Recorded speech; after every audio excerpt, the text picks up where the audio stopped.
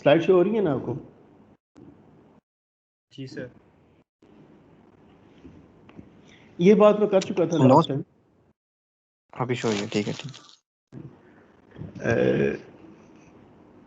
Last time ये बात हम कर चुके हैं कि यानी इनकी रिलेशनशिप है। आज तो ये ड्राइव करना मुश्किल नहीं है, लेकिन मैं इसको इसलिए उस चक्कर में नहीं पढ़ रहा। आपको ये तो डायरेक्टली बता रही है ना कि दोनों का रेशो यानी दोनों बराबर एंड इक्वल डिस्टेंस ट्रैवल करते हैं, तो इसलिए इस तरह दोनों r1 थीटा आर्क डिस्टेंस है और ये भी आर्क लेंथ है, दोनों सेम है, तो इसलिए इक्वलेंट है। और इन्हीं से रीअरेंज करें तो ये बनता है, सही है। और फिर उसी तरह ये फर्दर रिलेशनशिप बनती थी। और जो आपको कन्वीनियंट लगेगा बस रिमाइंड या ज़हन में रखने के लिए, ये कि अगर आपके पास इनपुट हो, ये वाला ब्लॉक डायग्राम बस ज़हन में रख लें। जब भी आप सॉल्व करें क्वेश्चन तो आपको ज़हन में ये आइडिया ज़रूर होना चाहिए कि जब भी आप θ1 को एज ए इनपुट वेरिएबल ले रहे हो और आप प्रोड्यूस करना चाह रहे हो θ2, तो फिर आपको n1 और n2 रेशो से मल्टीप्लाई करना पड़ेगा, यानी आपकी गेयर रेशो इसको कहते हैं। जो n1 और n2 है ना, इसको कहते हैं गेयर रेशो। और इसी तरह अगर आपने टाक t1 को एज ए इनपुट ले वेरिएबल और टाक को यानी इनपुट से आउटपुट की तरफ ट्रांसफ़र करना चाहें, पहले आपने एंगुलर डिस्प्लेसमेंट को इनपुट से आउटपुट की तरफ ट्रांसफ़र किया। इन that case you have to multiply with gear ratio n1 और n2। और अगर आपने टाक को ट्रांसफ़र करना हो from t1 to t2, then in that case आपको मल्टीप्लाई करना पड़ेगा n2 और n1 गेयर रेशो से। सही है?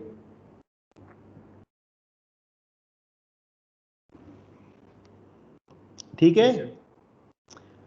अब ना ये बातें मैं एक एग्जांपल लेके करता हूँ। ये वाली एग्जांपल लेके इसको करके ना फिर थोड़ा बात कुछ चीज़ें इंटरप्रेट या कुछ चीज़ें एक्सप्लेन करता हूँ। ये बेसिकली एग्जांपल ही सेल्फ डिस्क्रिप्टिव हो जाएगी और ये सारी थ्योरी आपको समझ आ जाएगी मैं क्या कहना चाह रहा हूँ। मैं स्लाइड शेयर नोटपैड शेयर करता हूँ आपसे।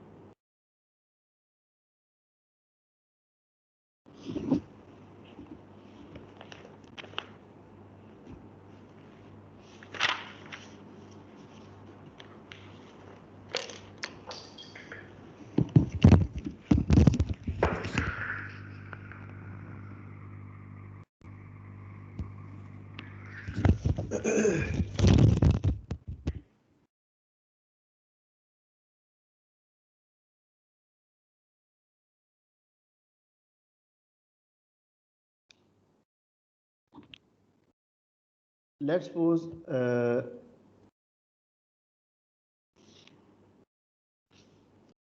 ये रिप्रेजेंटेशन जो शो कर रहा हूँ ये गेयर है बेसिकली। हमें उसको उस तरह ड्रा करेंगे।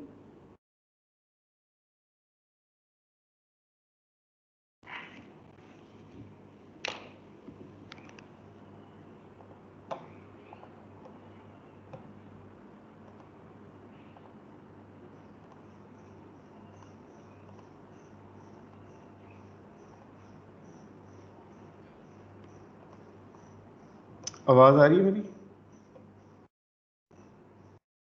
जी सर आ रही है। नोटपैड शो हो रहा है आपको? स्लाइटली एक इंटरप्ट आई थी इंटरनेट के अंदर। यस सर श्योर है। अच्छा, मैं ये कह रहा हूँ ये गेयर की रिप्रेजेंटेशन है। गेयर को हम उस तरह प्लॉट नहीं करेंगे सिंबॉलिकली, इससे ड्रा करके कह देंगे ये गेयर है। ये दो गेयर है जो आपस में मैच्ड है, मींस कि आपस में उनके मिले हुए हैं। मैं एक मिनट को सही तरह प्लॉट करूँ। और एक ये गेयर है, ठीक है। और इसके साथ एक इनर्शिया कनेक्टेड है और एक डैम्पर है और स्प्रिंग है।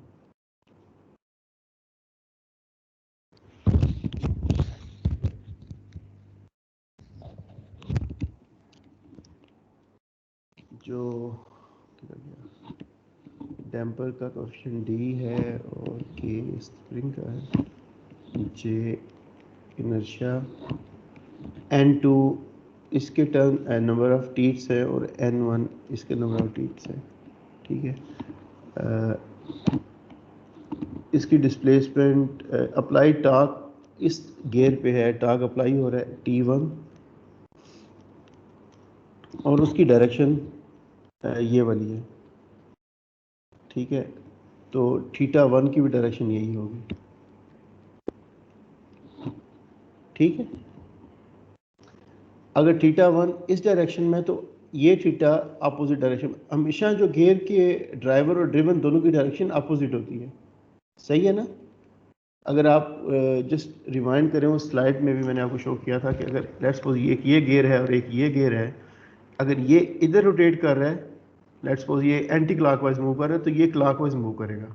दोनों सेम डायरेक्शन में मूव नहीं करते, हमेशा ड्राइवर और ड्रिवन अपोजिट डायरेक्शन में मूव करते हैं, लेकिन सिमिलर डिस्टेंस सर ट्रैवल करते हैं। जी बोलें। सर अगर ड्राइवर और ड्रिवन थ्रू चेन कनेक्टेड हों तो फिर वो सेम डायरेक्शन में ट्रैवल करते हैं? नहीं, वो कर सकते हैं हम उस तरह। अगर आपने उसका गियर यानी ट्रेन बना दिया, गियर ट्रेन से आप डायरेक्शन रिवर्ट कर इन्वर्स, यानी लेट्स सपोज इसके साथ आपने एक और लगा दिया गियर, ये इस डायरेक्शन में है तो ये इस डायरेक्शन में मूव करेगा। अगर ये इस डायरेक्शन में है तो ये इसकी अपोजिट डायरेक्शन में मूव करेगा, यानी ये इधर रोटेट कर रहा है ना इधर, तो ये इधर रोटेट करेगा। ठीक है,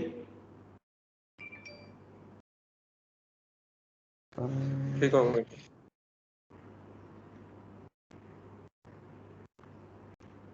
ये एक सेकंड, ये आखिरी डायरेक्शन किस तरह हुई है। अगर ये इस डायरेक्शन मूव कर रहा है तो एंटी क्लॉकवाइज इस डायरेक्शन में होगी। नहीं, ये तो क्लॉकवाइज होगी।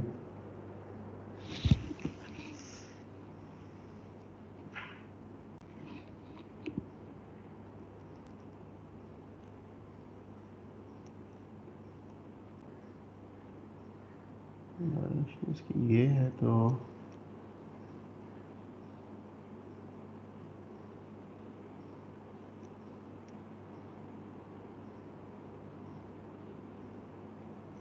हाँ जी, इस तरह ही है, वो सही है। मैं वैसे चेक कर रहा था, अपोजिट डायरेक्शन में मूव करेंगे वो।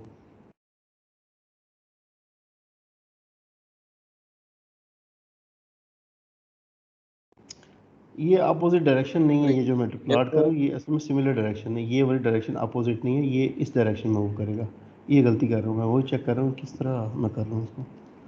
देखे ना, अगर ये क्लॉकवाइज मूव कर रहा है इस डायरेक्शन में, तो ये एंटी क्लॉकवाइज मूव करेगा इस डायरेक्शन में। सही है, अब सही है। जी सर ठीक है। अब ये सही है, पहले प्लॉट सही नहीं हो रहा था, ये आखिरी एरो। अच्छा फिर छोड़ें इसको। मैं बात ये कर रहा था कि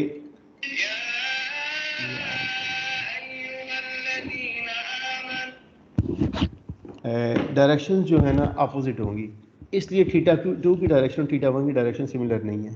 सही, तो अब अगर इसको हम टॉर्क यहाँ पे अप्लाई हो रहा है और एक्चुअली ये टॉर्क थ्रू गियर डिलीवर हो रहा है इस इनर्शिया को और इस डैम्पर और इसको, ठीक है।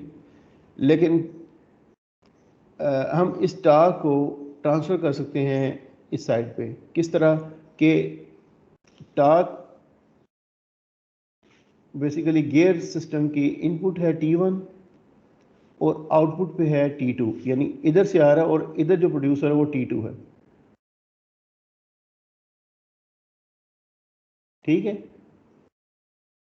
यानी गियर की इनपुट पे T1 टॉर्क है और आउटपुट पे गियर की T2 है, तो हम इसको ट्रांसफ़र कर सकते हैं। सही है ना, जो मैंने अभी आपको बताया था, N2 ओवर N1 रेशियो से मल्टीप्लाई करें तो आगे वो टॉर्क आ जाएगा। तो दिस मीन्स कि आप इसी को अगर रीड्रा करें,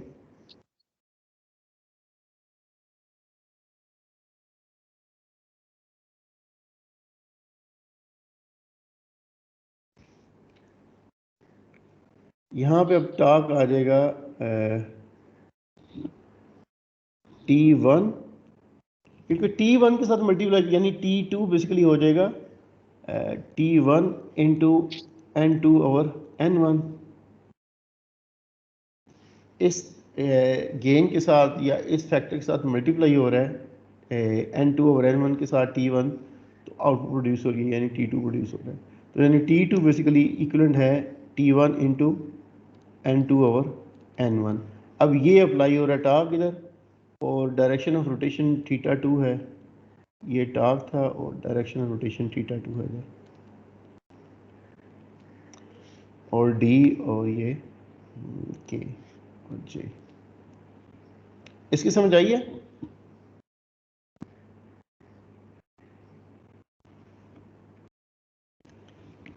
जी सर। अब इसकी ना फ्री बॉडी डायग्राम ना कुछ एक स्टूडेंट ने मुझसे क्वेश्चन भी पूछा था कि ये जो मैकेनिकल सिस्टम थोड़े उन्हें कॉम्प्लेक्स लग रहे थे, तो मैं इसको थोड़ा फिर दोबारा फ्री बॉडी डायग्राम बनाता हूँ इसकी। अब ये जो क्या कहते हैं इसको, इनर्शिया, इस इनर्शिया की फ्री बॉडी डायग्राम बनाए, इसको सेपरेट कर लें।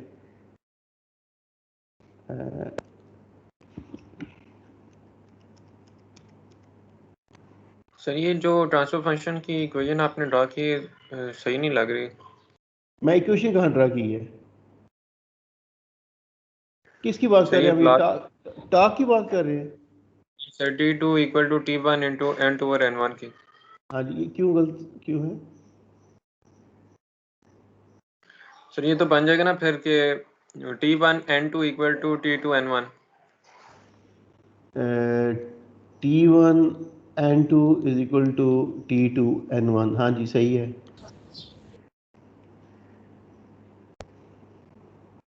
हाँ जी, क्या मसला है इसमें? सर ये तो T1 N1 वाली नहीं थी। नहीं नहीं नहीं, कहाँ पे थी? वो रेशियो थी बेसिकली।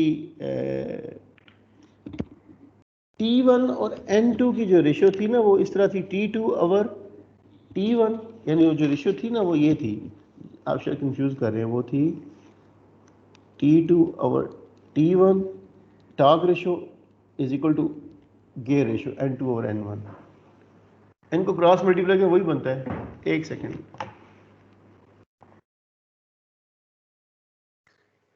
ठीक हो गया सर।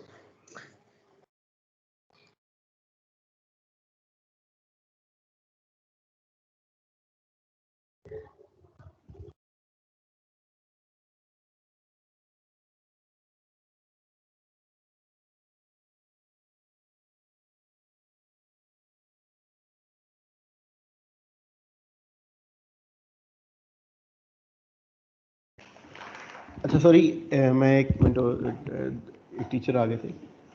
अच्छा, मैं ये कह रहा था कि इसकी फ्री बॉडी डायग्राम बनाएं। मेरी आवाज़ आ रही है आप लोगों को? इसकी फ्री बॉडी डायग्राम बनाएं तो जो टाग अप्लाई हो रहा है इस पे। जी जी बोलें। सर यहाँ पे आपने T1 की डायरेक्शन जो है वो रिवर्स नहीं कर दी। T1 की डायरेक्शन नहीं है, ये जो है ना ये वाला T1 N2 ओवर N1, ये एज ए होल T2 था, जो बेसिकली इक्विवेलेंट है। यानी आप इसको ये समझे कि ये T2 ही है। यहाँ पर मैं लिख भी देता हूँ कि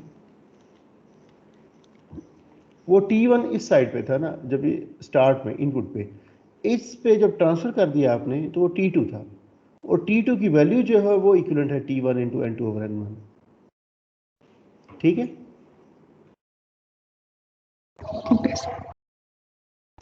तो अप्लाई टार्क की डायरेक्शन जो है वो ये डायरेक्शन है इस केस में इनर्शिया पे, और मोशन की डायरेक्शन या एंगुलर डिस्प्लेसमेंट की डायरेक्शन ये है। मैं यहाँ पे T2 लिखता हूँ सिंपल, वो जो इसके इक्विवेलेंट है बेसिकली। अब ये इनर्शिया इस डैम्पर को भी रोटेट करेगा इस डायरेक्शन में, ये एक्शन है, और स्प्रिंग को भी इस डायरेक्शन में रोटेट करेगा। ठीक है? अब जो रिएक्शन फोर्सेस अप्लाई अपीयर होंगी, क्योंकि इस इनर्शिया ने इस डैम्पर और स्प्रिंग को रोटेट करने की कोशिश की है, इसलिए इन दोनों पे ये दोनों हैं जो रिएक्ट करेंगे इनर्शिया को।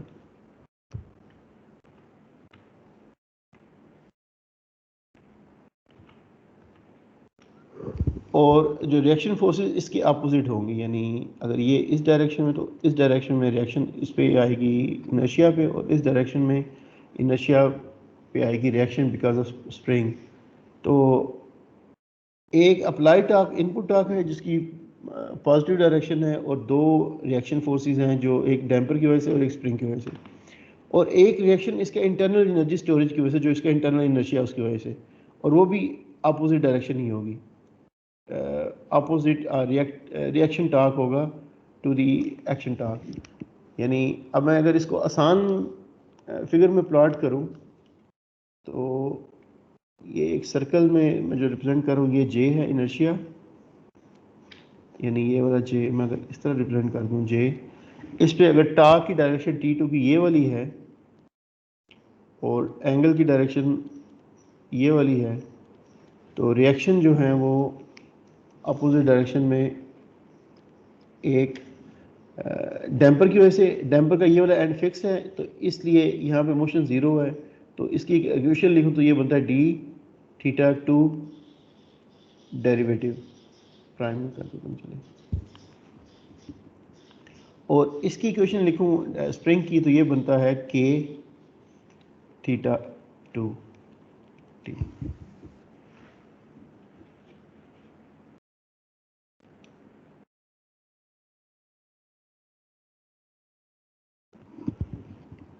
एक रिएक्शन ये हो गया यानी डी थीटा 2 डेरिवेटिव टी, और एक रिएक्शन हो गया के थीटा 2 टी, और एक इसका इंटरनल इनर्शिया जो था जे थीटा 2 डबल डेरिवेटिव टी। ठीक है, जी सर। ये समझ आ गई सबको? जी सर। तो अब इसकी अगर इक्वेशन लिखूं तो T2 टॉर्क अप्लाइड था, और मैं इसको ट्रांसफॉर्म डोमेन में अब लिख देता हूँ। ट्रांसफॉर्म डोमेन मीन्स कि आप वो डायरेक्टली समझते हैं कि मैं टाइम डोमेन की बजाय ट्रांसफॉर्म डोमेन में लिख देता हूँ इसको। ये पॉजिटिव डायरेक्शन थी और बाकी ये तीनों कंपोनेंट नेगेटिव है, मीन्स कि अपोजिट डायरेक्शन में है, तो then D S theta 2s derivative है इसलिए एस आ गया, लैप्लास ऑपरेटर शुरू में आ गया, माइनस के थीटा 2s और minus J S squared theta 2s is equal to 0, यानी ये मैं वैसे इक्वेशन लिखी sum of torques is equal to 0। सही है? जी सर। सर डबल डेरिवेटिव भी खत्म हो जाएगा ट्रांसफर फंक्शन में तो वो ये एस स्क्वेर्ड आ गया, डबल डेरिवेटिव हो जाएगा फिर। जी सर। अब थीटा 2 कॉमन ले लें इसमें से, और T2 को मैं उस साइड दूसरी साइड पे मूव कर दूं, या ये तीनों टर्म्स उस साइड पे ले जाएं, किसी तरह भी कर लें, तो T2 s is equal to J S squared plus D S plus K theta 2s। सही है? जी सर। जी सर। अब अगर मैं चाह ये रहा हूं कि इसकी रिप्रेजेंटेशन लाऊं, इस ट्रांसफर फंक्शन इसका लिखूं for the input torque. Actually input torque तो T1 था, यानी थीटा T2 जो है ये बेसिकली इक्विवेलेंट है T1, sorry N2 over N1। हाँ जी, T1 N2 over N1 T1s। ठीक है, ये T2 की वैल्यू थी, और जे S squared plus D S plus के, और मुझे ट्रांसफर फंक्शन बनाना चाह रहा हूँ मैं बेसिकली T1 और इनपुट थीटा 1 की फॉर्म में, तो इसको भी उसी तरीके से ट्रीट करें कि अगर आपका थीटा 1 इनपुट हो और थीटा 2 आपको आउटपुट चाहिए तो N1 और N2 से मल्टीप्लाई करते हैं, और अगर टॉर्क होता, मैं दोबारा ये इसलिए कर रहा हूँ ताकि आपको जस्ट टू रिवाइज इट, फिर टॉर्क के केस में N2 ओवर N1 से मल्टीप्लाई करना होता है। सही है? यस। अब मुझे अगर थीटा 1 इनपुट होती और थीटा 2 प्रोड्यूस करना होता तो इससे मल्टीप्लाई करना पड़ता, यानी इस ब्लॉक से ये एक्सट्रैक्ट होता है कि theta 2 is equal to N1 over N2 into theta 1,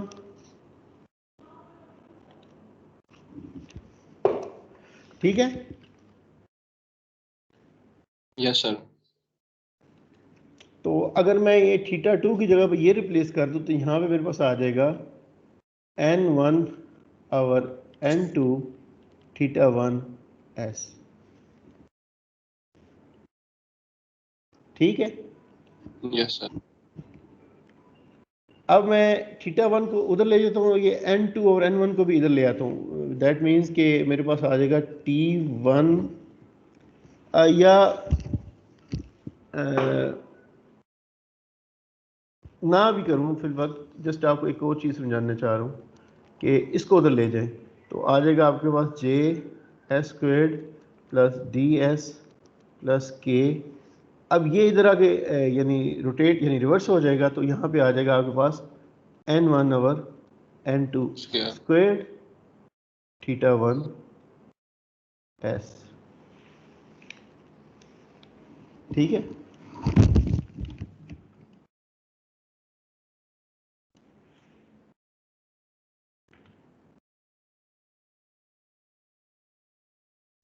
सही है। यस। तो अगर इस n1 square n1 over n2 square को अंदर मल्टीप्लाई कर दें तो इसका मतलब ये है कि अगर आप ट्रांसफर करें इनपुट आउटपुट वाली साइड की इम्पीडेंस, ये इम्पीडेंसेस थी आउटपुट साइड पे, यानी अब इस सिस्टम को देखें, ये आउटपुट साइड यानी इनपुट आर्क इस साइड पे है, गियर की इन साइड पे है, और इस गियर की आउटपुट साइड पे ये इम्पीडेंसेस थी जे डी और के। इसी तरह है ना।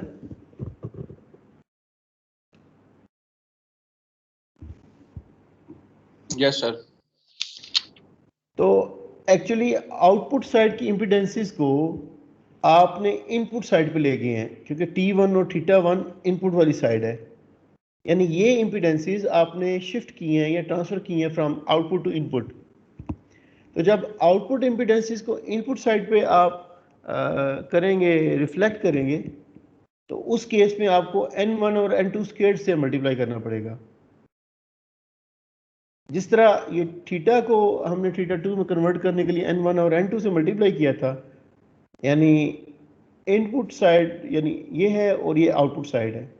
अब अगर आउटपुट साइड से इम्पीडेंसेस को रिफ्लेक्ट करना है इनपुट साइड पे, जिस तरह ये है, ये इम्पीडेंसेस आउटपुट साइड की थी, लेकिन अब ये θ1 के साथ मल्टीप्लाई और विच मीन्स कि इनपुट साइड पे ट्रांसफर रिफ्लेक्ट हो गई है।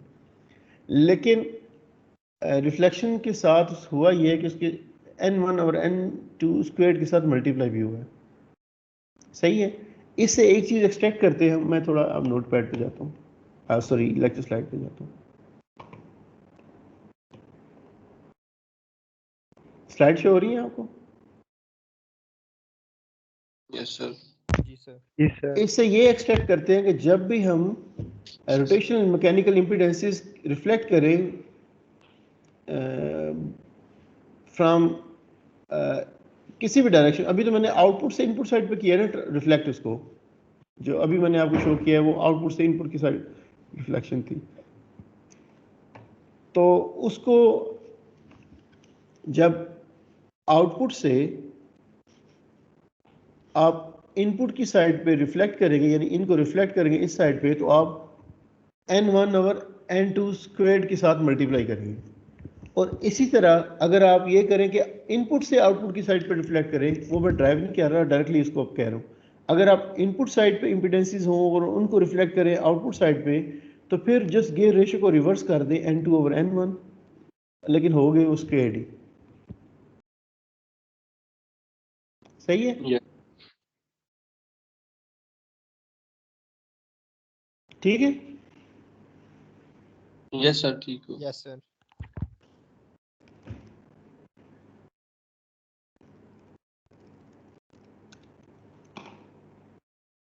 अब ये एक और एग्जांपल आती है उसमें, वो वाला, अब लेट्स सपोज ये है, इसमें देखें ये कोई एग्जांपल है, इसमें इनपुट साइड पे भी, इनपुट साइड क्यों कह रहा हूँ कि अप्लाई टास्क जिस डायरेक्शन में वो इनपुट साइड है, और जिस से आउटपुट प्रोड्यूस होनी है वो आउटपुट साइड है।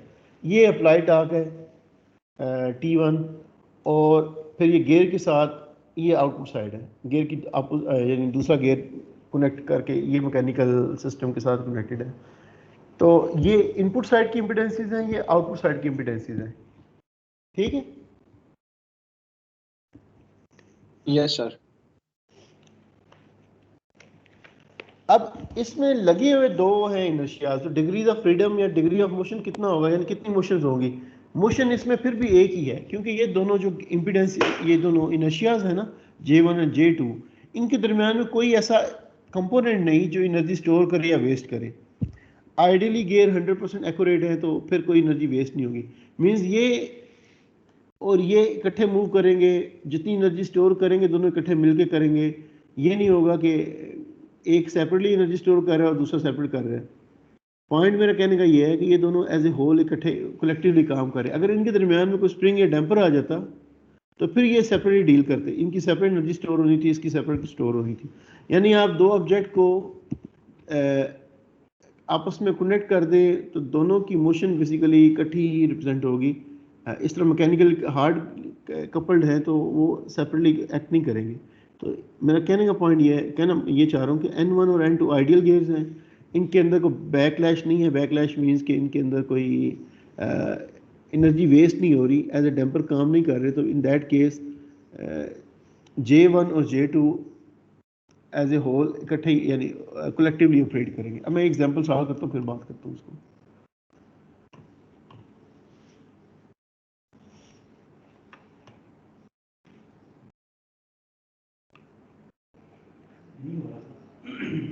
इसको क्या हुआ मसला?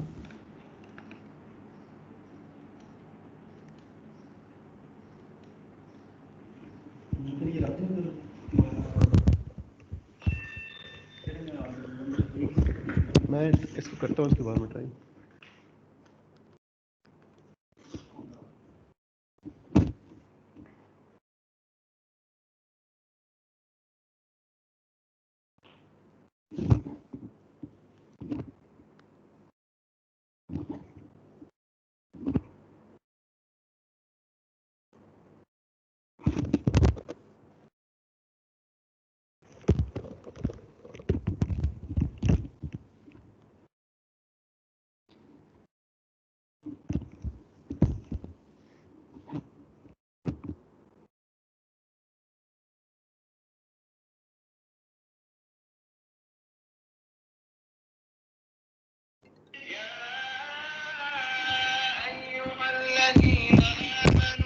अस्सलाम वालेकुम सर। ठीक ठाक, अल्लाह का शुक्र, अल्हम्दुलिल्लाह। मैं जी हाँ जी क्लास पढ़ रहा हूँ।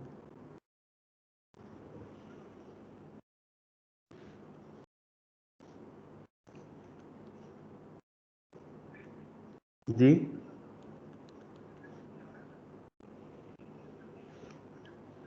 हाँ जी।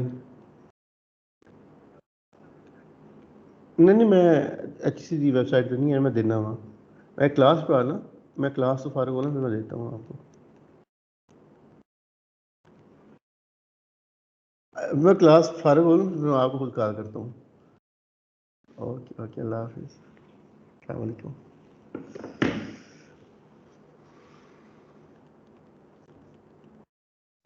अच्छा, मैं जैसे क्लास पढ़ानी शुरू करता हूँ सबको कॉलें करनी याद आ जाती हैं और सबको फ़ोन करनी याद आते हैं मुझे। मैं इसको क्या यस कहूँ? सर। T1 θ1 T।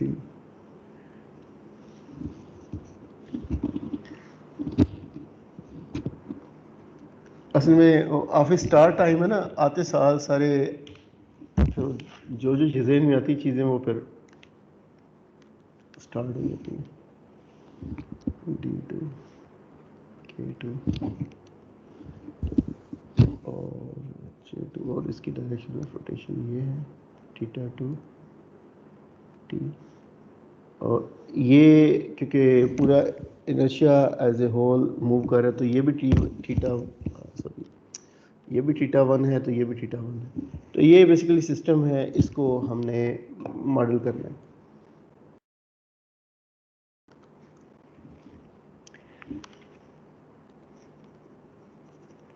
सबसे पहले इसकी फ्री बॉडी डायग्राम बनाएं। जो मैं अभी बात कर ये रहा था कि देखिए ये जो J1 है ना, J1 और J2 ये मैकेनिकली कपल्ड है, यानी हाँ कपल्ड है। आप इस तरह समझ लें, एक जनरेटर और एक घरों में आपने देखे होंगे इंजन, या कहीं पे भी देखो इंजन और एक जनरेटर आपस में मैकेनिकली कपल्ड होते हैं। जिस तरह ये जितना जनरेटर रोटेट करता है इंजन रोटेट करता है, उतना ही अल्टरनेटर या जनरेटर रोटेट करता है। ये नहीं हो सकता कि दोनों इंडिविजुअली रोटेट करें, दोनों कपल्ड होते हैं, मैकेनिकली कपल्ड होते हैं। मेरी बात समझ आ रही है? जी सर। या आप ये समझें कि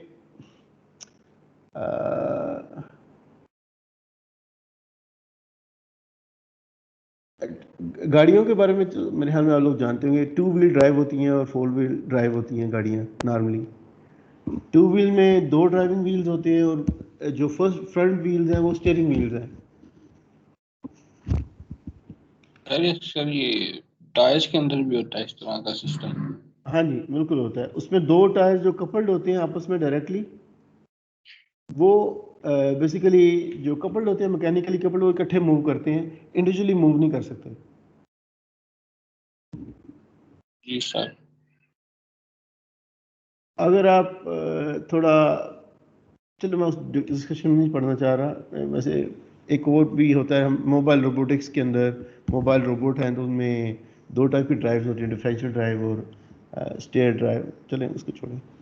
बहरहाल जब इस इनर्शिया की और इस इनर्शिया की सेपरेट मोशन नहीं हो सकती, जितना ये रोटेट करेगा उतना ही ये रोटेट कर सकता है, उससे ना कम रोटेट हो सकता ना ज़्यादा रोटेट हो सकता। तो दैट मीन्स दोनों डायरेक्टली कपल्ड है और दोनों की मोशन में कोई डिफरेंस नहीं होगा डायरेक्शन के अलावा।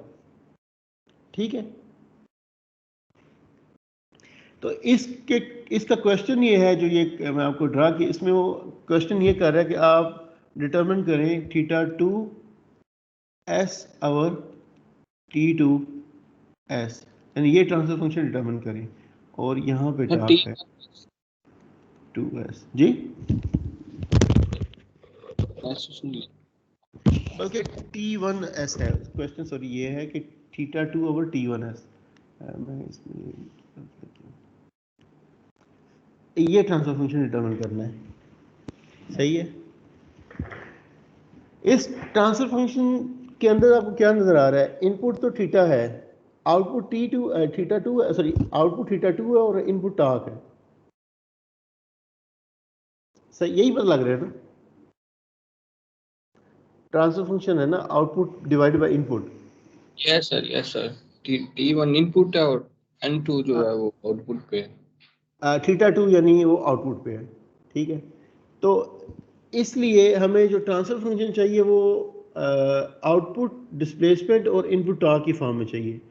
तो मुझे ये इम्पीडेंसेस को भी मूव करना पड़ेगा आउटपुट वाली साइड पे, ताकि मैं इनको यूज़ कर सकूं। वालेकुम सलाम। कार्ड वो है नहीं, छुट्टी पे है।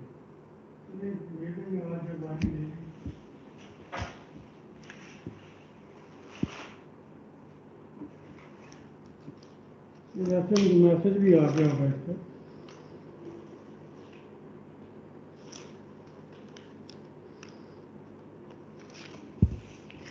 अच्छा, मैं ये कह रहा हूँ कि क्योंकि डिस्प्लेसमेंट आउटपुट साइड पे है, तो बेसिकली आपको ये इम्पीडेंसेस भी आउटपुट साइड पे मूव करनी पड़ेंगी, शिफ्ट करनी पड़ेंगी। सही है, तब आप उसको कर सकते हैं। एक तो मेथड ये है कि मैं इसकी उसी तरीके से सारी individual free wide diagram individually deal करूँ। डॉक्टर वासिफ लिखें, डॉक्टर वासिफ।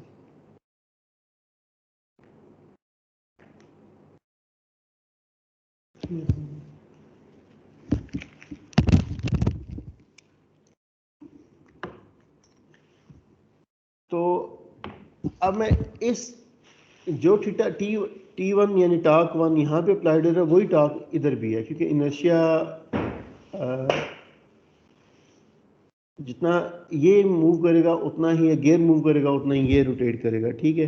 तो इन सर दोनों की J1 रेशियो से जी जी J1 की जो इनपुट साइड है हाँ जी वहां तो कोई गेयर नहीं लगा हुआ, नहीं, वहां से डैम्पर है। डैम्पर लगा हुआ बस। तो सर ये वो डैम्पर ये डैम्पर ये समझ लें कि ये बेरिंग है, बेरिंग है जिसके अंदर शाफ्ट ये रोटेट कर रहा है ये वाला इनर्शिया। तो सर T1 और θ1 को उधर इनपुट साइड पे क्यों शो करवाया, जबकि इसको N1 की साइड पे शो करवाना चाहिए था? कोई फर्क नहीं पड़ता, इससे फर्क नहीं पड़ता, कुछ भी नहीं फर्क पड़ता। क्यों वो कंफ्यूज हो रही थी ना। नहीं वो मैं वही कह रहा हूँ ना कि ये यहाँ पे अप्लाई करें, यहाँ पे अप्लाई करें, कहीं पे जिस तरह आप एक डैम्प ये है ना मास, इस पे यहाँ पे फोर्स अप्लाई करें या यहाँ पे फोर्स अप्लाई करें, एक ही बात है, डायरेक्शन सेम होनी चाहिए। जितना इस एंड से डिस्प्लेस करेगा उतना इस एंड से डिस्प्लेस करेगा, कोई फर्क नहीं पड़ता उससे। जी सर ठीक है। तो सबसे पहले तो मैं इसको ये करता हूँ कि एक और बॉडी डायग्राम इसकी मैकेनिकल सिस्टम की बनाता हूँ, ये स्कीमेटिक इसकी कि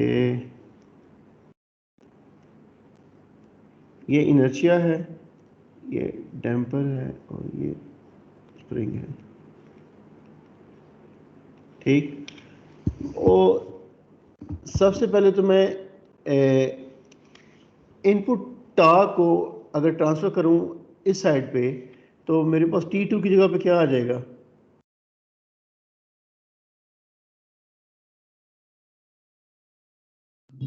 T1 और N1 और N2। हाँ जी, यानी अब ये टॉर्क इस पे अप्लाई हो रहा होगा, N2 over N1, sorry N1 और N2 नहीं, N2 ओवर N1। जो अब चेक कर लें, पीछे मैंने आपको बताया कि इन्वर्स गियर रेशियो है T, जब T2 यानी T1 input over N2 over N1 से मल्टीप्लाई होता है, ठीक है। Yes sir. अब ये J यहाँ से रिफ्लेक्ट होगी इस साइड पे, ठीक है। तो ये दोनों इनर्शियाज कंबाइन हो जाएंगे और उसको मैं अगर नाम दे दूं J इक्विवेलेंट, यानी J इक्विवेलेंट बेसिकली किसके इक्विवेलेंट है? J2 प्लस इनपुट से आउटपुट की तरफ आपने ट्रांसफर करना है, यानी इनपुट डिनोमिनेटर में आ जाएगा और आउटपुट वाली साइड पे आपने ट्रांसफर करना है, तो ये J इक्विवेलेंट है। ये दोनों इनर्शियाज ऐड हो जाएंगे ना, जब इसको आप रिफ्लेक्ट कर देंगे इनपुट से आउटपुट वाली साइड पे। सर ये तो आप डायरेक्ट कर रहे हैं, अगर स्टेप बाय स्टेप करें तो वो ज़्यादा इजी नहीं? नहीं देखिए, बाकी तो मैं इसकी फ्री बॉडी डायग्राम बना सकता हूँ, लेकिन इस फ्री बॉडी डायग्राम के बनाने का फ़ायदा नहीं होगा जब तक रिफ्लेक्ट नहीं कर लेंगे, क्योंकि रिफ्लेक्शन के बगैर आप अगर इसकी फ्री बॉडी डायग्राम बनाते हैं रिफ्लेक्शन के बगैर, तो ये इनर्शिया अलग शो होगा, फिर आप इसको डिस्कनेक्ट कर दें, गियर नहीं शो करेंगे, गियर शो नहीं हो पाते इस तरह डायरेक्टली फ्री बॉडी डायग्राम में। तो इसलिए फिर हम उसको पहले रिफ्लेक्ट कर लेते हैं, फिर इसकी फ्री बॉडी डायग्राम बना दूंगा और इसको मैं कह दूंगा कि ये J इक्विवेलेंट है।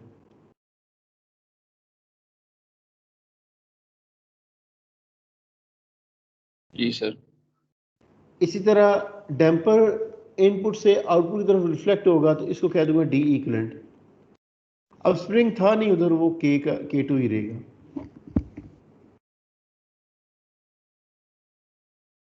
ठीक है। और D इक्विवेलेंट भी होगा कि आउटपुट साइड का damper D2 plus N2 over N1 square D1।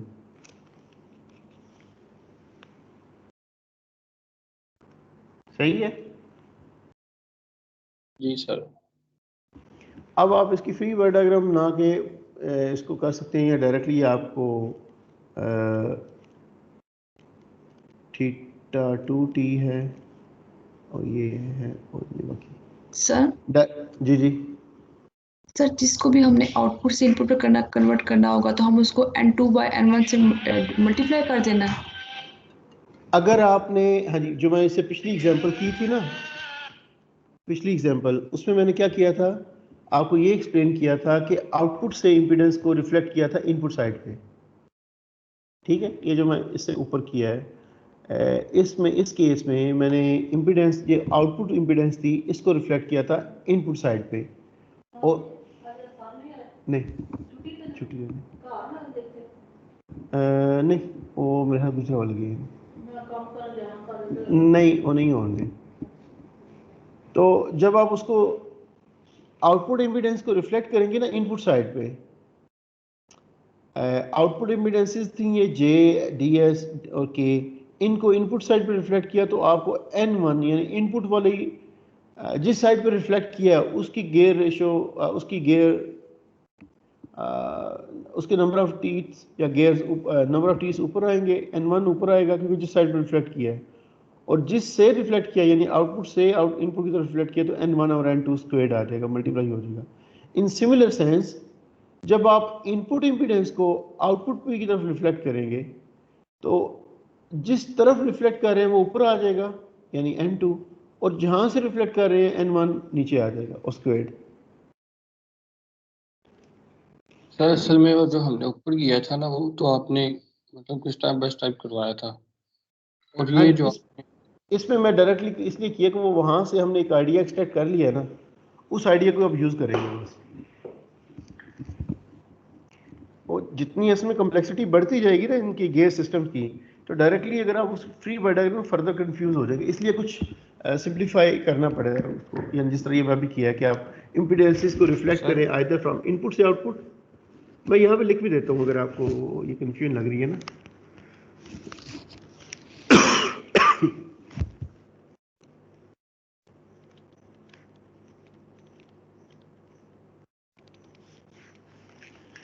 अगर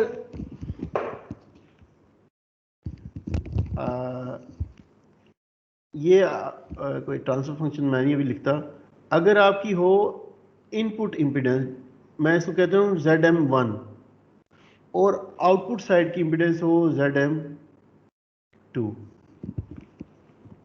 ठीक है जी सर। अगर आपने इनपुट इम्पीडेंस को आउटपुट इम्पीडेंस पे ट्रांसफर करना हो तो आप इसको मल्टीप्लाई करें आउटपुट वाली इम्पीडेंस साइड के gear number of teeth divided by input side के नंबर ऑफ टीथ स्क्वायर के साथ। बस ये ब्लॉक ज़हन में रख लें, बस आप इससे किसी भी डायरेक्शन में आप रोटेट मूव कर सकते हैं। यानी आपके पास आ जाएगा ZM1 is into N2 over N1 squared is equal to ZM2। और अगर आपने ZM2 लेना है, अगर आपने डिटर्मिन करना है ZM2 तो सॉरी ZM1 अगर डिटर्मिन करना है तो इसको रिवर्स करके इधर ले जाएं। तो यानी इनपुट से आउटपुट पे रिफ्लेक्शन, इनपुट से आउटपुट रिफ्लेक्शन ये वाली है। अगर आउटपुट से इनपुट पे रिफ्लेक्शन लेके जानी है तो इसको उधर ले जाएं, तो आपके पास आउटपुट से इनपुट की रिफ्लेक्शन आ जाएगी। क्या ये जो भी आपने लिखी है ZM1 N2 और N1 का स्क्वायर, ये इनपुट से आउटपुट की तरफ रिफ्लेक्शन है? ये वाली इनपुट से आउटपुट की तरफ रिफ्लेक्शन है, ये मैंने यहाँ पे लिखा भी है। जी सर। ठीक है, और अगर आप आउटपुट से इनपुट की तरफ रिफ्लेक्ट करना चाह रहे हैं तो इस इक्वेशन को आप रिवर्स कर लें, इस इक्वेशन को, यानी जी सर समझ आ गई ना आपकी मेरी बात की? जी सर। आपको समझ आई है? एक सेकंड, जो रोल नंबर याद नहीं, तो 18 आपको समझ आई है? Yes sir. आपने मुझसे मेरे ख्याल में क्वेश्चन भी पूछा था वो वाला जो रोटेशनल सिस्टम्स का भी मेरे ख्याल में। Yes sir. हाँ जी, इसकी समझ आ गई ना आपको? ये अब क्लियर हो गया। चलें ठीक है, तो इस तरीके से आप बेसिकली रिफ्लेक्ट कर लेंगे इम्पीडेंसेस को डायरेक्टली और फिर उसके बाद उसको सॉल्व कर लेंगे। अब किधर क्या वो क्वेश्चन, ये वाला, ये इक्विवेलेंट आ गई है इम्पीडेंसेस, यानी J इक्विवेलेंट और D इक्विवेलेंट। अब फिर डायरेक्टली सिस्टम है, इसको आप उसकी इक्वेशन लिख लें। मैं आप डायरेक्टली लिख सकता हूँ क्योंकि फिर वही फ्री बॉडी डायग्राम बननी है जो मैं ऊपर बना चुका हूँ, ये वाली। सही है, तो इसलिए अब थोड़ी सी लिबर्टी लेके इसको क्विक कर दूंगा और डायरेक्टली इक्वेशन लिख देता हूँ इसकी।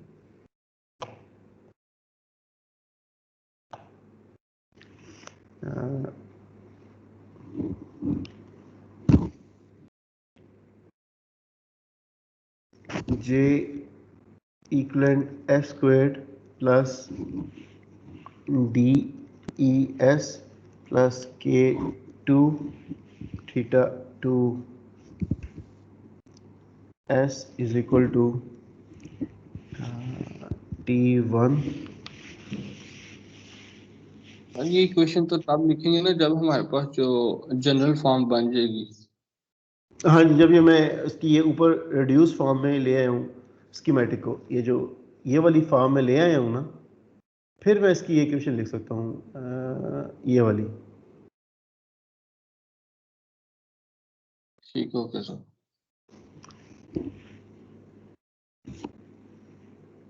अब मुझे चाहिए क्या इसमें, जो क्वेश्चन में है वो θ2s अवर T1s रिक्वायर्ड है, तो θ2 को रिटेन रखें इधर और T1 को इधर ले आए, ठीक है, और ये टर्म्स उधर ले जाएं, तो आपके पास आ जाएगा यहाँ पे n2 our n1 divided by J equivalent squared plus D equivalent S plus K2। ठीक है, यस सर। अब J इक्विवेलेंट की वैल्यू वहां से रिप्लेस करना चाहें तो कर दें, और D इक्विवेलेंट की वैल्यू ये ऊपर इक्वेशन में रिप्लेस कर दें, तो ये बेसिकली आपका क्वेश्चन का आंसर है जो मैं आपको एक्सप्लेन कर रहा था।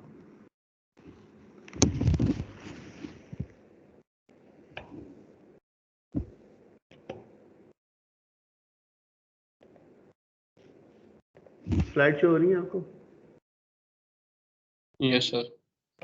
अब नेक्स्ट है, आपके पास ग्रे ट्रेन हो, अगर आप चाह रहे हैं कि जिस तरह कहते हैं कि ट्रांसफार्मर, आपने एक ट्रांसफार्मर लगाया, उसके आगे एक और ट्रांसफार्मर लगाया, आप बड़ी high transformation high voltage transformer, एक तो है कि डायरेक्टली एक ही के साथ अपना इंक्रीज कर दें उसकी आइदर वोल्टेज स्टेप अप कर दें, या एक और वे हो सकता है कि आप सीरीज में लगाएं मल्टीपल ट्रांसफार्मर्स उनके साथ कर दें। लेकिन जो है ना मैकेनिकल सिस्टम, इसमें हमें ये रिक्वायर्ड होता है कभी हम किसी ट्रांसफार्मर, आपको ऑटो ट्रांसफार्मर का पता है? ऑटो ट्रांसफार्मर आपने पढ़ा होगा सर, पढ़ा लेकिन जी सर। ऑटो ट्रांसफार्मर, और एक आपका वो है दूसरा एक और वेरिएबल ट्रांसफार्मर। सर कौन सा? Variable transformer. ऑटो तो पढ़ा। ऑटो में दो टाइप की कनेक्शन होती है, एडिटिव और सब्ट्रैक्टिव।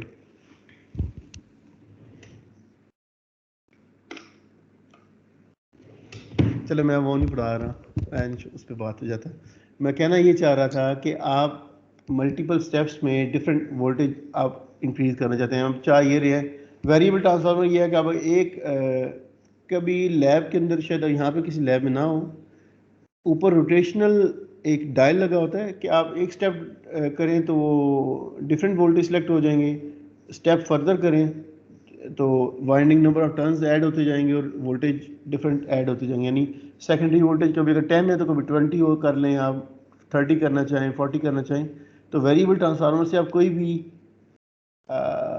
वोल्टेज सेलेक्ट कर सकते हैं। ठीक है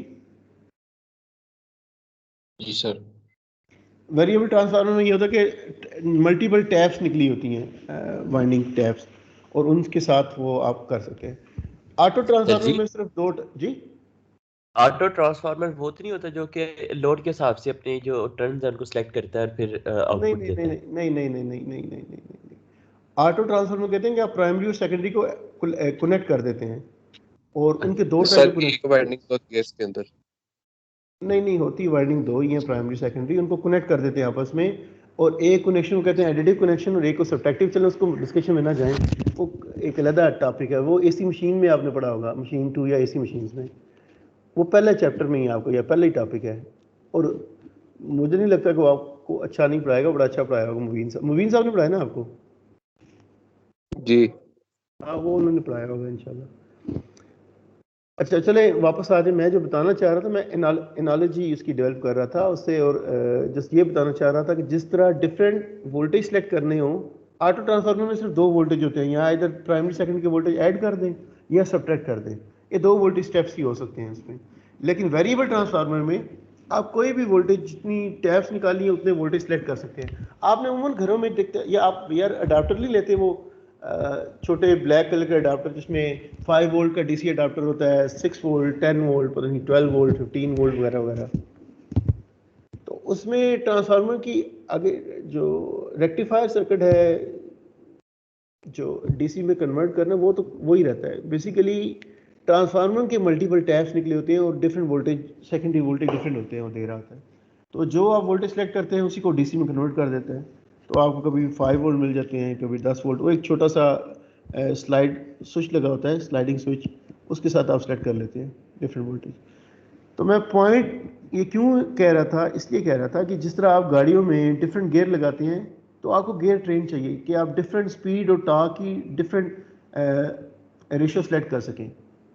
जिस तरह ट्रांसफार्मर में डिफरेंट करंट और वोल्टेज की सिलेक्शन चाह रहे होते हैं, इसी सिमिलर सेंस आप मैकेनिकल सिस्टम में हम चाह रहे होते हैं कि डिफरेंट स्पीड्स और different torque ratio, different torques आ जाएं।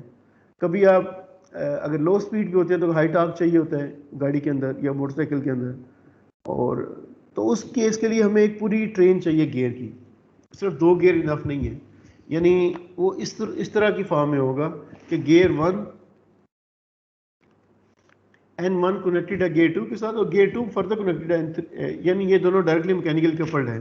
फिर ये N3 रोटेट करा रहा है N4 को, N4 डायरेक्टली कपल्ड है इसके साथ, और ये N5 जो है वो N6 को रोटेट करा रहा है। ठीक है, अब इसको इस तरीके से देखें कि मैंने जो भी आपको बताया था कि यहीं पे मैं इसको थोड़ा ड्राइव कर देता हूँ कि अगर θ1 इनपुट हो और θ2 आउटपुट हो, तो आप N1 और N2 से मल्टीप्लाई करेंगे। ठीक है ना? Yes sir. तो आपके पास θ2 जो आ जाएगा वो N1 और N2 इंटू θ1 आ जाएगा। Yes sir. तो अब θ2 है वो इनपुट है और θ3 आउटपुट है। फिर आप इन दोनों की उसी तरीके से रेशियो से यानी करेंगे। N2 और N3 तो डायरेक्टली कनेक्टेड हैं, ठीक है? Yes sir. N2 और N3 में कोई फर्क नहीं है, बेसिकली ट्रांसफर हो रही है N3 और N4 के दरमियान में। जिस तरह N1 और N2 के बिटवीन गियर मैच्ड है और एनर्जी ट्रांसफर हो रही है, इसी तरह N3 और N4 के दरमियान एनर्जी ट्रांसफर हो रही है।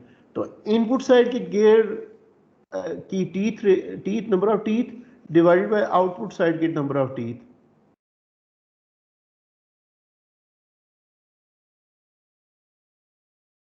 Yes sir. तो ये वाला आ जाएगा।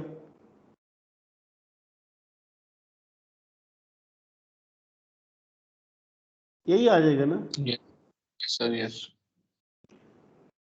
अब इसमें देखें कि हमारे पास आ गया है θ3 is equal to N3 over N4 θ2। जो θ2 है ये हम ऑलरेडी डिटर्मिन कर चुके हैं, इसके इक्विवेलेंट है, यानी इसमें वो रिप्लेस करें N3 is equal to N3 over N4 into N1 over N2 θ1। मैं जस्ट ये 2 की जगह पे ये वैल्यू रिप्लेस करती है, तो अल्टीमेटली क्या बनेगा? N1 N3 divided by N2 N4 into θ1। ये वाली इक्वेशन बन जाएगी। Yes sir.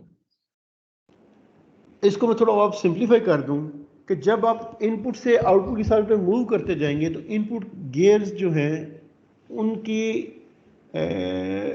इनपुट वाली साइड के जो गियर्स हैं, देखें आड जो सबस्क्रिप्ट है, ये सबस्क्रिप्ट नहीं लगे हुए 1 3 2 4, ये सबस्क्रिप्ट जो 8 सबस्क्रिप्ट्स हैं वो इनपुट के हैं। 1 इनपुट का सबस्क्रिप्ट है, 3 इनपुट का सबस्क्रिप्ट है, 5 इनपुट का सबस्क्रिप्ट है। इन सिमिलर ओके कोई नहीं है सॉरी। तो जो इनपुट गेयर रेशियोज है वो डायरेक्टली मल्टीप्लाई होकर ऊपर आ जाएंगे, न्यूमरेटर में आ जाएंगी, और आउटपुट डायरेक्टली मल्टीप्लाई को डिनोमिनेटर में आ जाएंगी। और आपके पास जो लास्ट गियर है उस तक ट्रांसफर, ये अगर थीटा 4 है तो थीटा 4 बेसिकली इक्विवेलेंट है n1 n3 n5 divided by n2 n4 n6 theta 1।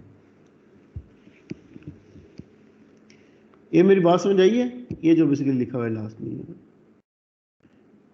कि आप ग्रेड ट्रेन के अंदर अगर मल्टीपल गेयर आपके हैं गेयर्स हैं, लेट्स सपोज मैं इसको फिर ड्रा करता हूँ आपको समझाने के लिए दोबारा। अगर ये गेयर्स हैं और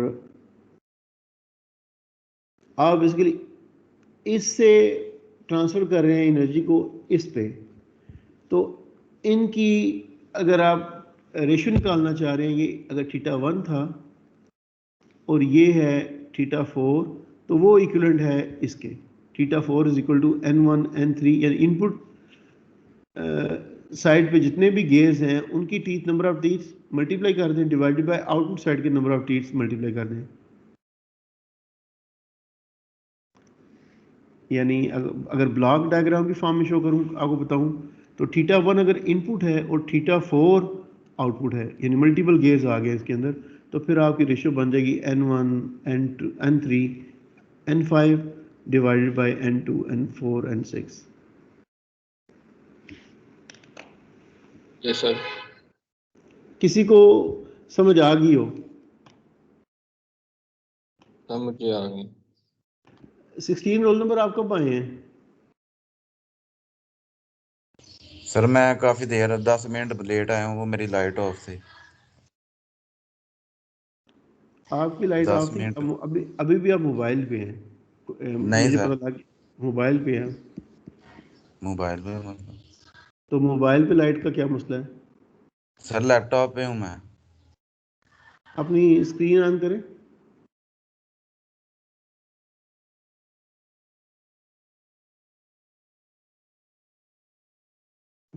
कैमरा स्क्रीन शेयर करें, अपनी स्क्रीन शेयर करें। वो आपको मैं नहीं देख रहा, चलें आपको भी देख लिया इसी बहाने। स्क्रीन शेयर करें। लैपटॉप ही है। ये ऑफिस में बैठे हुए किसी में? सर वो लैपटॉप पे हूँ, मोबाइल है ही नहीं मेरे पास। अच्छा, ये बड़ी व्हाट्सएप भी मुझे प्रॉब्लम होती है जी। नहीं किसी से भी। अच्छा। चलें ठीक है यार, जल्दी आया करिए। बिजली का बहाना बना के हर दफ़ा ना करें, मैं इस दफ़ा चलो ठीक है, नेक्स्ट टाइम नहीं। ठीक है सर, थैंक यू। इसकी समझ आ गई है? Yes sir. किसी को समझ ना आई हो?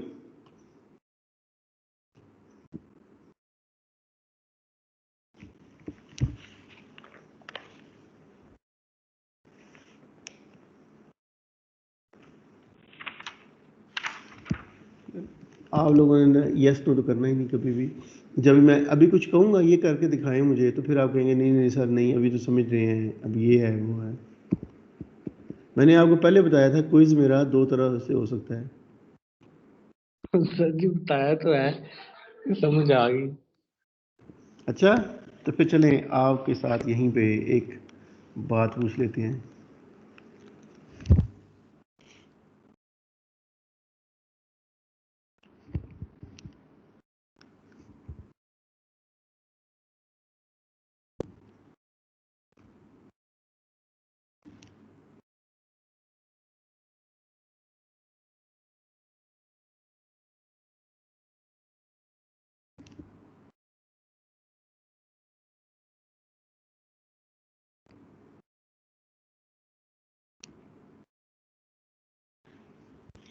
अच्छा, अभी तक मैं जितने गेयर्स डिस्कस किए ये एग्जांपल मतलब समझा दूं, फिर उसके बाद करता हूँ आपसे।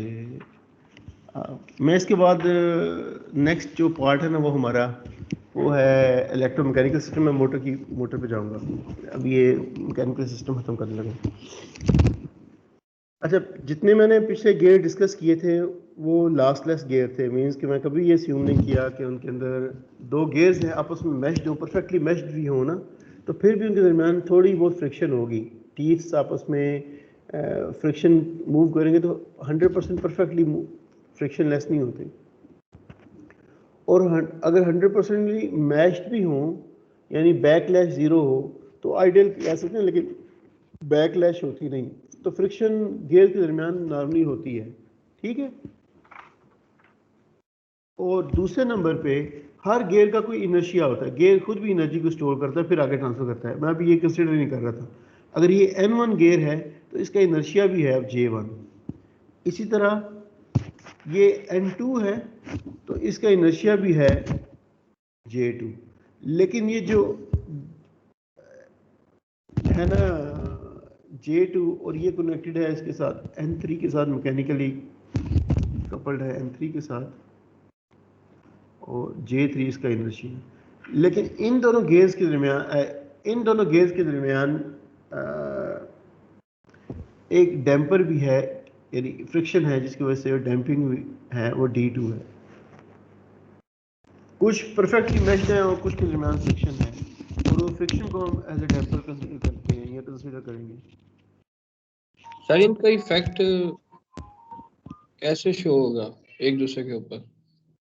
आप दो गेयर्स को, फ्रिक्शन का आसान तरीका आपको अगर चेक करें, दो गेयर मूव कर रहे हो ना आपस में, तो वो देखें उनकी टेम्परेचर या हीट अप हो रहे हैं या नहीं हो रहे। अगर वो हीट अप हो रहे हैं ना, विच मीन्स कि they are producing friction, they are I mean not perfectly matched. उनके टीथ आपस में जब आते हैं आपस में, क्या कहते हैं, मैश होते हैं, तो उस वक्त वो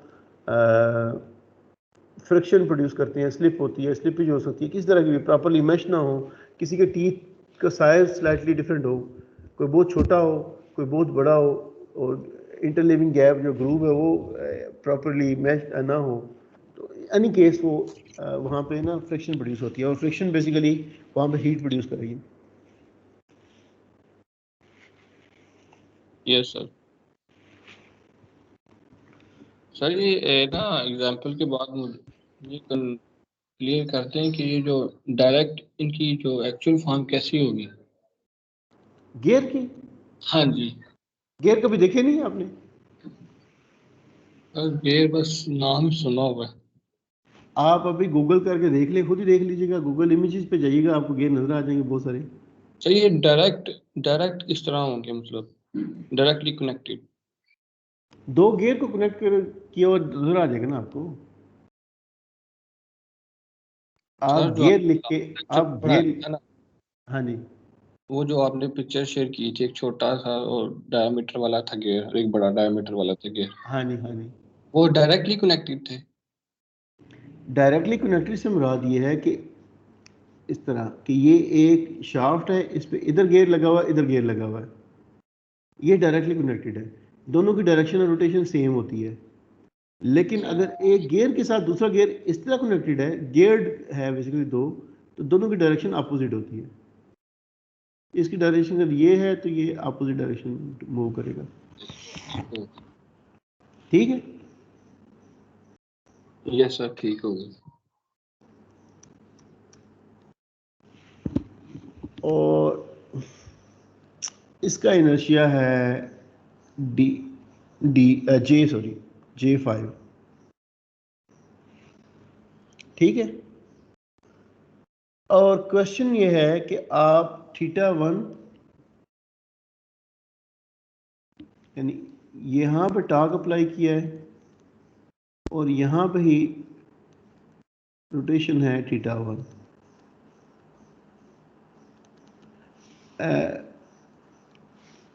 आप डिटरमिन करें θ1s और T1s। सही है? Yes sir. अब पहले नंबर पर ना इसकी हम थोड़ा सिंप्लीफाई करेंगे। देखें, ये इनर्शिया J1 और J4 जो है स्प्रिंग का इनर्शिया, सॉरी गियर का इनर्शिया, ये डायरेक्टली कपल्ड है, यानी इनके दरमियान में ना तो कोई गियर आ रहा है ना कोई डैम्पर या कोई और चीज़ है, ये डायरेक्टली कनेक्टेड है ना। Yes sir. और फिर ये थ्रू गियर ट्रेन ट्रांसफर होगा J3 और J2 भी डायरेक्टली कनेक्टेड है। तो मैं अगर Yes, इसको sir. थोड़ा सिंप्लीफाई करूं, पहले इस तरह कह दूं कि सारे इनर्शियाज को अगर मैं इकट्ठा करके इसको कह दूं J इक्विवेलेंट है, ठीक है, और डैम्पर एक लगा हुआ है, इसके अलावा अगर कोई और डैम्पर भी होता तो उन सबको इकट्ठा करके कह देता कि वो है D इक्विवेलेंट।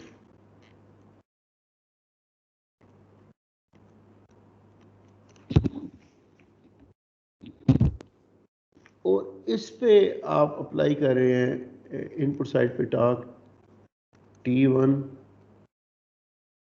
T और इस रोटेशन है θ1 T। ठीक है, अब J इक्विवेलेंट मुझे पता नहीं है अभी, लेकिन मैं जस्ट ये अस्यूम करूँगा कि सारों के इनर्शियाज आप कंबाइन कर सकते हैं, इनकी इम्पीडेंसेस को आप सर रिफ्लेक्ट करके। डैम्पर की शो डैम्पर शो नहीं हो रहा? नहीं, मतलब किधर है डैम्पर?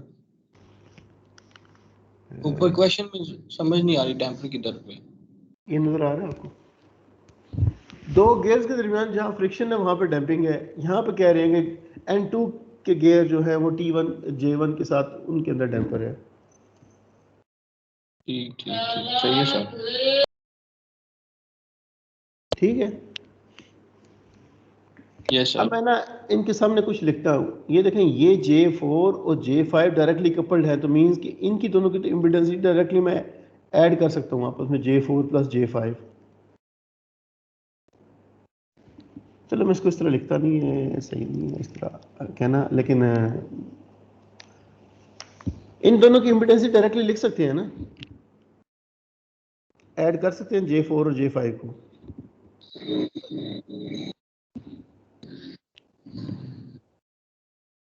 Yes sir. और हमने ये इम्पीडेंस रिफ्लेक्ट करनी है इस साइड पे, या आप अगर स्टेप में करेंगे ना कंफ्यूजन हो जाएगी। आप इसको आसान से तरीके से करें कि हमने ये इम्पीडेंस, यानी ये जो इम्पीडेंस है JS और J5 का सम, इसको रिफ्लेक्ट करना है इनपुट साइड पे। मैं J इक्विवेलेंट को पहले लिखता हूँ। तो J इक्विवेलेंट में J4 और J5 डायरेक्टली ऐड हो रहे हैं, लेकिन जब मैं इस इम्पीडेंस को, क्योंकि हमें जो ट्रांसफर फंक्शन चाहिए वो इनपुट डिस्प्लेसमेंट और इनपुट टॉर्क की फॉर्म में चाहिए, तो इसलिए ये इम्पीडेंसेस मुझे रिफ्लेक्ट करनी है इनपुट साइड पे, यानी इम्पीडेंसेस मैंने रिफ्लेक्ट करनी है इनपुट साइड पे। मैं दोबारा ये डायग्राम प्लॉट शो कर देता हूँ दोबारा। Z impedance input I for input और Z इम्पीडेंस फॉर आउटपुट, और इनकी ट्रांसफर जिस साइड पे आप ट्रांसफर कर रहे हैं उस साइड की गियर रेशियो, गियर टी ऊपर आ जाते हैं, डिनोमिनेटर में इनपुट वाले आ जाते हैं और स्क्वायर। यूजिंग सेम आइडिया, आपने आउटपुट इम्पीडेंस को इनपुट साइड पे रिफ्लेक्ट करना है, और दरमियान में जो गियर्स आ रहे हैं, N4 आपका इनपुट बन रहा है, N2 इनपुट बन रहा है, और इस साइड, सॉरी, अगर इनपुट साइड पे देखें तो N1 इनपुट है इसके लिए, N3 इनपुट है इसके लिए, ठीक है। और आउटपुट साइड पे देखें तो N4 N2 ये दोनों आउटपुट हैं। मेरी बात समझ आ रही है? सर आप करवाएं। मैं ये कह रहा हूँ कि जब आपने ये इम्पीडेंस J4 और J5 को रिफ्लेक्ट करना है इनपुट साइड पे, तो इनपुट साइड के गियर के टीथ न्यूमरेटर में आएंगे, और इनपुट साइड के यस जो गियर टीथ हैं वो N1 और N3 हैं। ये इनपुट साइड पे था, इनपुट थी इसके लिए, और ये इनपुट थी इसके लिए। सर आप नीचे से ऊपर जा रहे हैं, ऊपर से नीचे आ रहे हो, ज्यादा इजी नहीं? नहीं, क्योंकि हमें जो रिक्वायर्ड ट्रांसफर फंक्शन है वो आउटपुट इम्पीडेंस से, आउटपुट इम्पीडेंस को इनपुट की साइड पे रिफ्लेक्ट करना पड़ेगा। अगर मेरे क्वेश्चन ये होता कि आप ये थीटा 4 और T1 करें, फिर मैं इनपुट इम्पीडेंसेस को ट्रांसफर करता आउटपुट साइड पे, रिफ्लेक्ट करता। ठीक है। अभी क्वेश्चन ये है, ये हमें डिटरमिन करना है, तो इसलिए मुझे ये इम्पीडेंसेस रिफ्लेक्ट करनी पड़ेंगी इनपुट साइड पे। सर पहले फिर वो निकाल लेना जिस तरह लास्ट अभी आपने समझाया है, N1 और N2 के N3 N4 के साथ पहले क्लियर कर लेना वो वाला। देखिए अगर आप इसको एक और डायग्राम बना सकते हैं आप इसकी, अगर आप ये उस तरह समझते हैं, चलो मैं उसकी एक और डायग्राम, ये मैं बाद में करता हूँ। सर अगर क्वेश्चन में सबस्क्रिप्ट में 1 है या 2 है, उसके लिहाज से फिर हम देखेंगे कि हमने किस तरफ रिफ्लेक्ट करना है। नहीं नहीं नहीं, 1 2 के हिसाब से नहीं, आपने देखना इनपुट डायरेक्शन साइड कौन सी है और आउटपुट साइड की है कौन सी है, मैं उस लिहाज से बात कर रहा हूँ। वो फॉर्चुनेटली जो इनपुट सबस्क्रिप्ट थे वो 8 थे और आउटपुट सबस्क्रिप्ट इवन थे, तो इसलिए वो आ रहे थे ऊपर। आपने इनपुट और आउटपुट को ज़हन में रखना है कि इनपुट टार्क वाली साइड इनपुट होती है, अप्लाई टार्क वाली साइड इनपुट होती है, और जो उसकी जहाँ पे वो कंप्लीट हो रहा है सिस्टम, जिस साइड पे वो डिस्प्लेसमेंट खत्म हो रही है, वो आउटपुट साइड है। ठीक।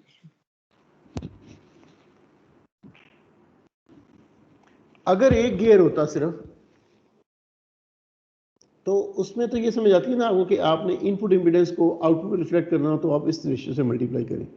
और इसीलिए इसी तरह अगर आपने आउटपुट इम्पीडेंस को इनपुट साइड पर रिफ्लेक्ट करना है तो इसके रेसिप्रोकल के साथ मल्टीप्लाई करें N1 और N2 स्क्वायर्ड के साथ। Yes sir. ठीक है ना। अब अगर गियर ट्रेन हो तो उनके जो इनपुट साइड के गियर्स हैं उनके टीथ ऊपर आ जाएंगे और आउटपुट साइड के टीथ नीचे आ जाएंगे। वही बात मैं यहाँ पे लिख रहा हूँ कि इनपुट साइड के टीथ रेशियो ऊपर आ गए, टीथ ऊपर आ गए नंबर ऑफ टीथ, और आउटपुट साइड के नंबर ऑफ टीथ डिनोमिनेटर में आ गए और स्क्वायर्ड।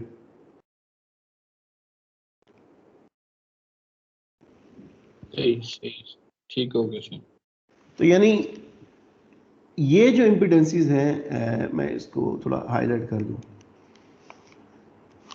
ये वाली इम्पीडेंस और ये वाली इम्पीडेंस ये दोनों रिफ्लेक्ट हो गई हैं इस साइड पे, यहाँ से यहाँ पे, और अल्टीमेटली इधर आ गई हैं क्योंकि हमने टीथ रेशियो से मल्टीप्लाई कर दिया। नेक्स्ट हमने J3 और J2 ये डायरेक्टली कपल्ड है, ये दोनों ऐड हो जाएंगे डायरेक्टली, J2 और J3 plus J2 plus J3। अब J2 और J3 भी रिफ्लेक्ट होंगे इनपुट साइड पे। इसमें इनपुट वाला गियर ये N1 है और आउटपुट वाला गियर N2 है, तो इनकी रेशियो आ जाएगी N1 और N2 स्क्वायर।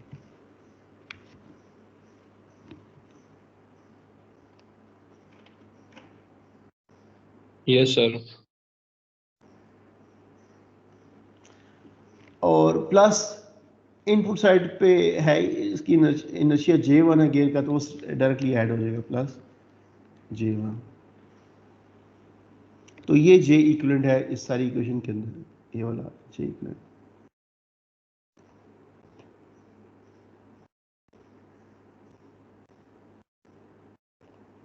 अब D इक्विवेलेंट क्या है? D बेसिकली इस गियर से है N2 से N1 की तरफ रिफ्लेक्ट होगी। तो इनपुट साइड N1 है और आउटपुट साइड N2 है, तो D रिफ्लेक्ट जब होगा तो D इक्विवेलेंट है आपके पास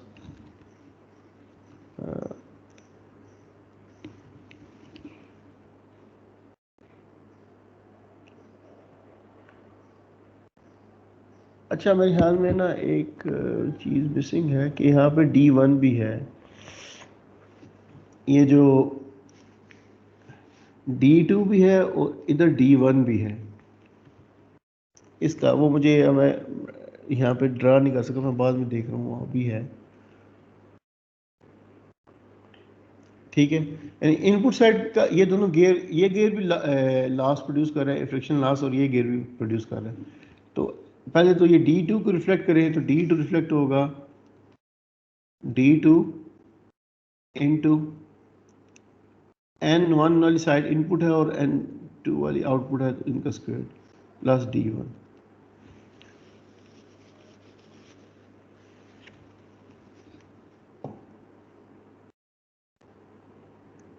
इसकी समझ आई है?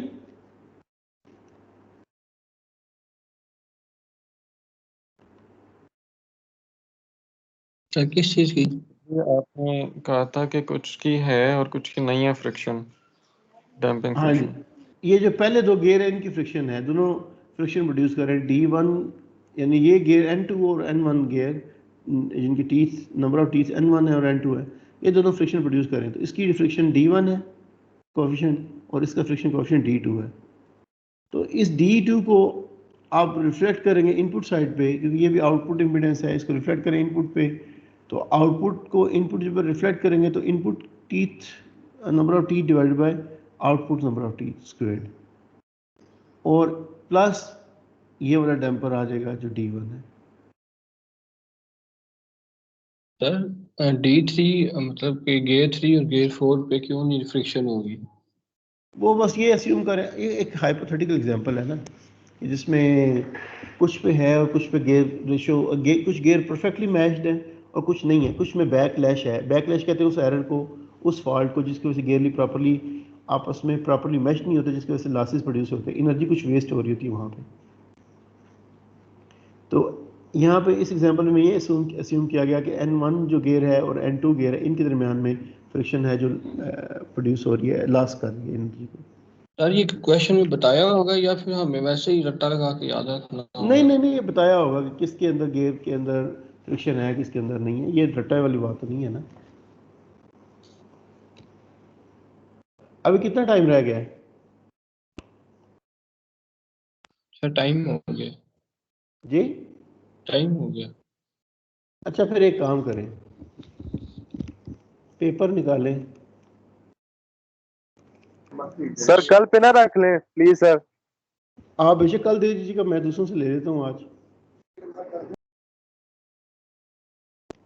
हर दफ़ा तो नहीं आपकी मर्जी चलती ना, इस तरह नहीं होगा। पेपर निकालें, नाम रोल नंबर लिखें उस पर। जो नहीं देना चाहते इसमें कौन सी मजबूरी है? नंबर लेके क्या कौन सी बदहजमी हो जाती है? नंबर ना ले तो कौन सा मसला होगा? कोई मसला नहीं, नंबर ना ले। Yes sir.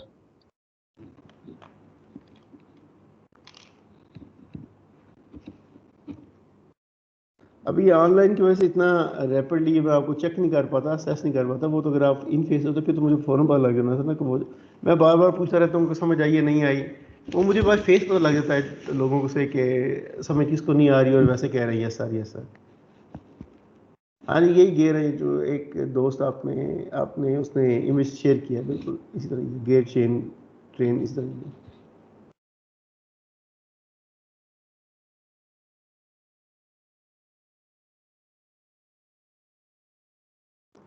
जी सर लिखवा है। सर आपने क्वेश्चन तो पूरा नहीं करवाया वो लास्ट वाला। मैं पूरा करा दिया है, इसमें उसको रह क्या गया है? उसका ट्रांसफर फंक्शन लिखना है। एग्जैक्टली उसी तरह की सिस्टम है जो ऊपर आप लिख चुके हैं। अब इसमें क्या रह गया? सर DE और JE लिखना है, इसके अलावा इक्वेशन इसकी नहीं लिख सकते आप?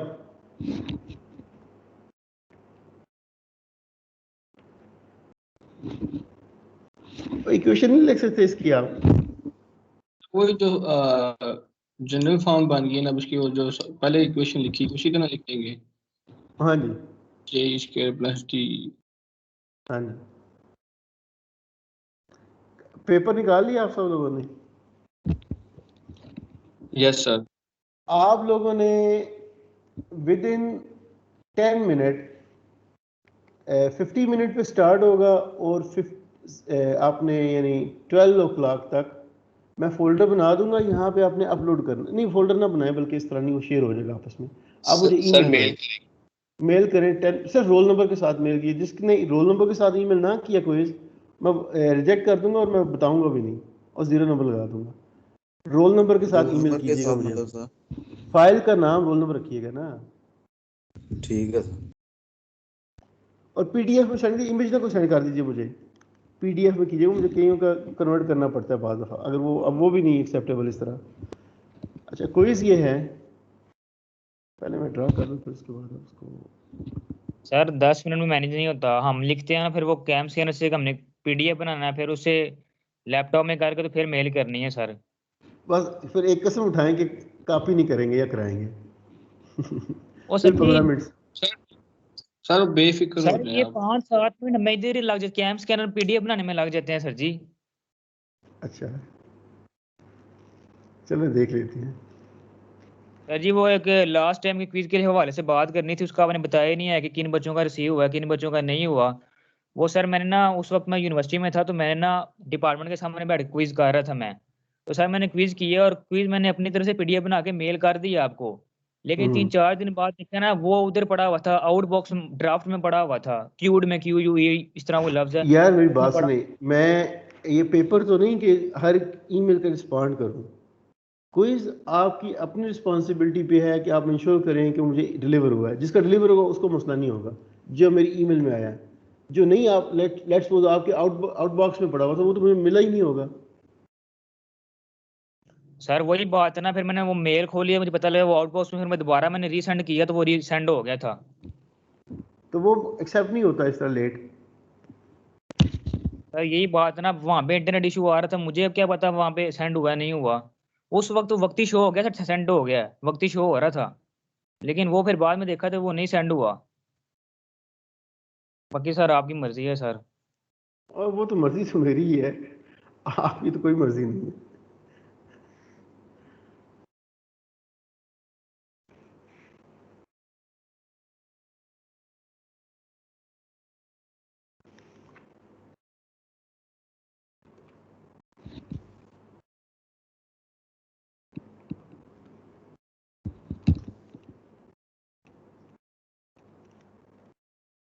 ये ट्रांसफर फंक्शन डिटरमिन करें।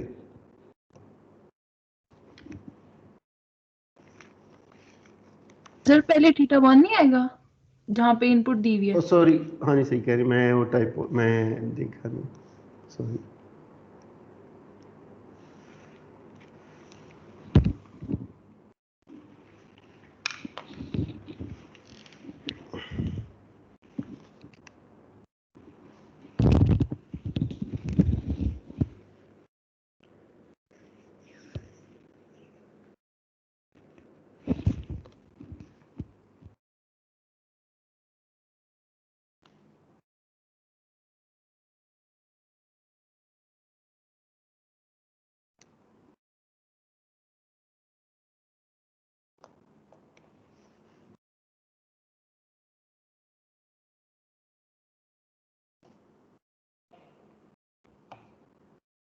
एक क्वेश्चन जो लिखनी थी। एक मिनट, सब करें। हाँ जी जी जी बोलो सजाद साहब। मैं क्लास बुला के आ रहा हूँ, बस 10-15 मिनट तक चलो। हाँ जी।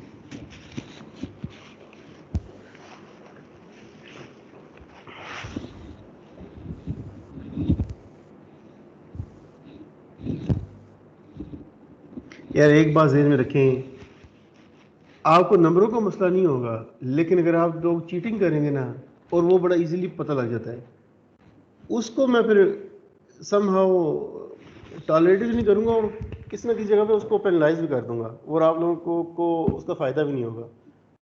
कम से कम अपना ये तो करें ना कि आप चीट ना करें। चीट आप मेरे साथ नहीं कर रहे होंगे, अपने साथ करेंगे। आप वो चीज़ सीखेंगे नहीं, करेंगे नहीं, कोई मसला नहीं। अगर आपके कहीं पे नंबर कम आ जाए, नंबरों से ज़िंदगी तो नहीं ख़त्म हो जाती। नंबर नहीं है तो मैं ज़िंदा नहीं रह सकता। ईमानदारी से करें और ईमानदारी से करके मुझे भेजें।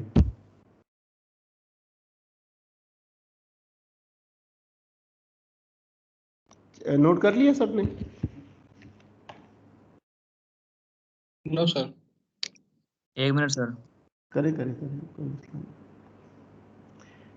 जब आप सब कह देंगे ना वो कर देंगे, फिर मैं उसके बाद टाइम काउंटडाउन शुरू करूंगा, और मैं आपको टाइम बता दूंगा किस पे है। सर ये फ्री बॉडी से करना है या दूसरे मेथड से? फ्री बाय डायग्राम से करना है, डायरेक्ट नहीं करना। फ्री बाय डायग्राम से करना है। बेसिकली तो आपको प्रैक्टिस ही करवानी है ना। सर जी डायरेक्ट मेथड जब तक मैं कहूँ नहीं तो मेरी बात सुनिएगा, इस अंडरस्टूड जब तक मैं आपको कहूँ ना कि डायरेक्ट मेथड से करें, उस वक्त तक आप डायरेक्ट मेथड से नहीं कर सकते।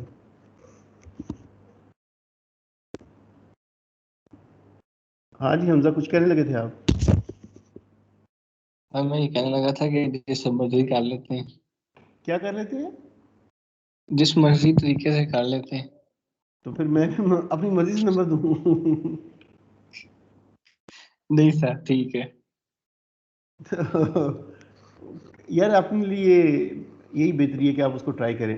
गलत होना मसला नहीं है, ईमानदारी से करें। तो मैं कितनी, आप बेशक सीनियर से पूछ लें, कितने लोगों के क्वेश्चन गलत होते हैं, मतलब अगर आंसर वाइज देखूं तो क्वेश्चन गलत होते हैं, लेकिन उन्होंने ऑनेस्टली अटैम्प्ट किया होता है। और किसी से उस तरह की अटैम्प्ट, देखिए मेरा हर वक्त हर बंदा जो सोच रहा सिमिलर नहीं सोच सकता, एक ही चीज़ को करने के मल्टीपल वेज में करेगा।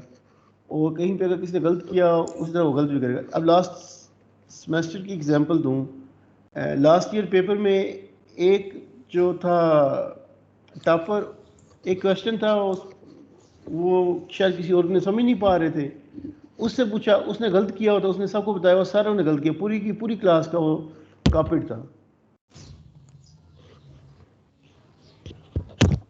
तो अपनी रिप्रेजेंटेशन आप खुद ऐसी ना बनाए मेरे सामने कि वो मुझे फिर आपकी बातों पे यकीन नहीं आता फिर उस तरह।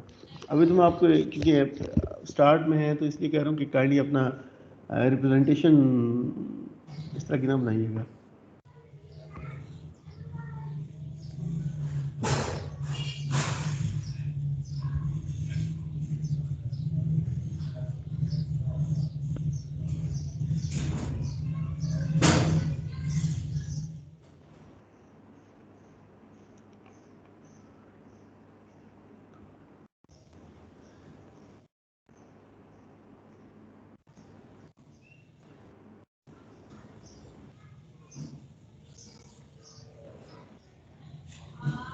तो 28 प्रेजेंट नहीं है, प्रेजेंट कितने हैं हमजा? एब्सेंट कौन है? 20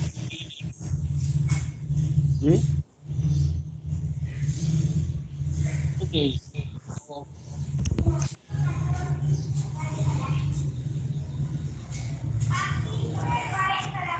तो नोट कर लिया आप लोगों ने? Yes sir. सब ने नोट कर लिया, कोई रह तो नहीं गया? अगर रह गया तो बताए दो, वरना मैं फिर बंद करने लगा।